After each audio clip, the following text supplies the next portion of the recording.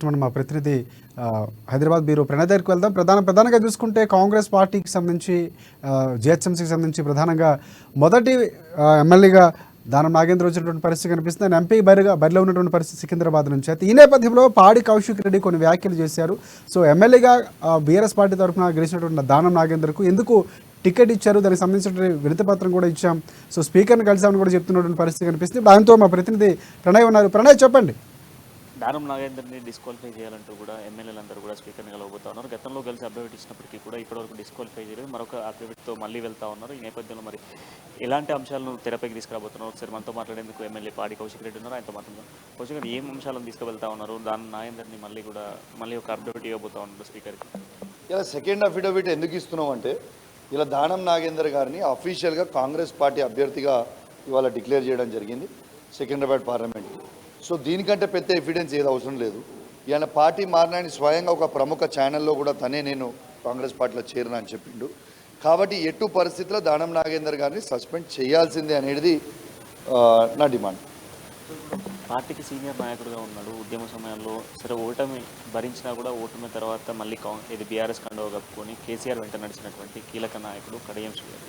శ్రీకృష్ణగనపూర్ నియోజకవర్గంలో last time Tatikonda రాజయ్యను కాదని ticket ఇచ్చి గెలిపించారు. అయినా కూడా మళ్ళీ ఆయన కూతురికి ఎంపీ టికెట్ ఇచ్చారు. సో పార్టీ మారుతున్నాడు. సో దీనిపైన బీఆర్ఎస్ స్పందన ఇది చాలా బాధాకరం అండి. ఇది నమ్మించి గొంతు కోయడం అంటారు దీన్ని.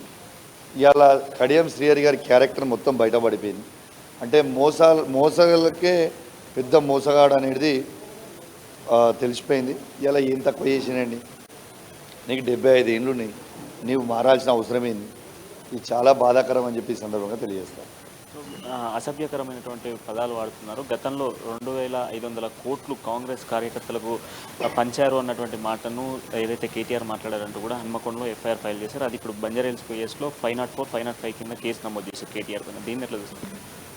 అరే మీరు చేతనేది ఫాల్తూ కేసులు పెట్టుకోరు, మీరు ఏమైనా చేసుకోరు. కానీ ఫస్ట్ కేసు పెట్టాలనుకుంటే ఈ రాష్ట్ర ముఖ్యమంత్రికి రేవంత్ రెడ్డి గారి మీద పెట్టాలి. ఇలా జేబుల కత్తెరున్నాయని, మీ పేగులు మెడలేసుకుంటా అని, పండబెట్టి తొక్కుతా అని, రండా అని ఈ మాటలు మాట్లాడింది ఎవరు? ముఖ్యమంత్రి రేవంత్ రెడ్డి గారు కాదా? ఇలా రేవంత్ రెడ్డి గారి మీద ఫస్ట్ కేసు బుక్ చేయాలి. కేటీఆర్ గారు 0.1% కూడా మాట్లాడలేదు.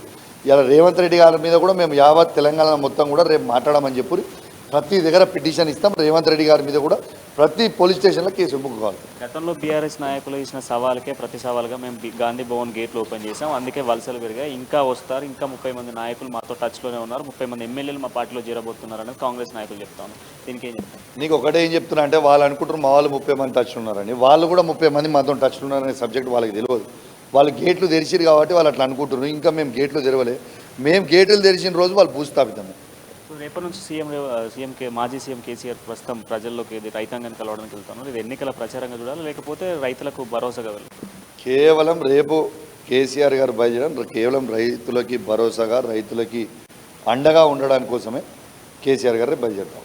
సో మీరు కూడా కరీంనగర్లో పలు ప్రాంతాల్లో పర్యటించారు. ఆ బోర్వెల్స్కి సంబంధించిన వాళ్ళతో కూడా మాట్లాడే ప్రయత్నం చేస్తాం. ఏమంటున్నారు అసలు రైతులు ఏమంటున్నారు? పరిస్థితి చాలా దారుణమైన పరిస్థితి ఉందండి. పాపం రైతులకి కేసీఆర్ గారు ఉన్న 10 సంవత్సరాల ఏ ఒక్క రోజు కూడా, ఒక్క ఎకరం కూడా ఎండలేదు. కరెంటు 24 గంటల కరెంట్ ఇచ్చిండు, రైతు బంధు ఇచ్చిండు. ఇవాళ వాళ్ళ పరిస్థితి చూస్తుంటే కొన్ని పొలాలు ఎండిపోతున్నాయి. చాలా బాధ అనిపిస్తూ ఉంది చూస్తూ ఉంటే. రేపు రాబోయే కాలంలో ఇది చాలా తీవ్రంగా కాబోతూ ఉంది. ఇవాళ నేను ఎస్సీ గారితో మాట్లాడుతూ ఉంటే, మేము మళ్ళీ ఇంకొక పంట నీళ్ళు ఇవ్వలేమని చెప్తా ఉన్నారు. ఖచ్చితంగా వాళ్ళు నీళ్ళు ఇవ్వకపోతే మేము ఉద్యమం చేస్తాం. ఎందుకంటే హుజరాబాద్ నియోజకవర్గంలో, ప్రత్యేకంగా నా నియోజకవర్గంలో అయితే పొలాలన్నీ ఇంకొక తడి ఇవ్వకపోతే ఎండిపోయే పరిస్థితి ఉన్నది. ఎట్టు పరిస్థితిలో మేము చాలా సీరియస్గా ఫైటింగ్ చేయబోతాం. సో గతంలో తెలంగాణ ఉద్యమం, ఇప్పుడు రైతులతో ఉద్యమం. రైతులతో తెలంగాణ ఉద్యమం రైతులతో డెఫినెట్ ఉద్యమమే కదా. ఇలా రైతులకి కేసీఆర్ ఉన్నప్పుడు రైతులు అనేది చాలా గొప్ప వాళ్ళని చేసింది. ఇలా ఊర్లలో పైసలు చేతులు ఆడుతున్న రైతుల కంటే ఇది కేసీఆర్ చేయబట్టి కాదా. బరాబర్ రైతుల కోసమే ఉద్యమం చేస్తాం, రైతులతోనే ఉద్యమం చేస్తాం తప్పకుండా నీళ్ళు ఇవ్వకపోతే. పార్టీలు మారుతున్న నాయకులకు ఏం చెప్తారు? ఇలా ఒక్కటే చెప్తున్నాం పార్టీలను మారుతున్న నాయకులకి, మళ్ళా బీఆర్ఎస్ పార్టీ అధికారం రాకుండా తప్పదు. అప్పుడు మళ్ళీ మా పార్టీకి వస్తారంటే మీరు మా కాలు పట్టుకున్నా కూడా మళ్ళీ మిమ్మల్ని తీసుకోం, గుర్తుపెట్టుకోరు. ఒకటి. Thank you. మొత్తానికి ఏదైతే ప్రస్తుతం ఉన్నటువంటి సిచ్యువేషన్లో పార్టీలు మారుతున్నటువంటి నాయకులందరికీ కూడా రాబోయే రోజుల్లో ఖచ్చితంగా బీఆర్ఎస్ మళ్ళీ అధికారంలోకి వస్తుంది. ఖచ్చితంగా కూడా ఏ ఒక్కరిని ప్రశ్నించేది లేదు. ప్రస్తుతం ఉన్నటువంటి సిచ్యువేషన్లో దానం నాగేందర్పై సస్పెన్షన్ వేయాలి, సస్పెండ్ చేయాలి అంటూ కూడా స్పీకర్ని మరొకసారి కలవబోతా ఉన్నారు. ఇప్పుడు ఇచ్చేటువంటి అప్డేట్లో మరొక పాయింట్ని కూడా అఫీషియల్గా కూడా ఎంపీగా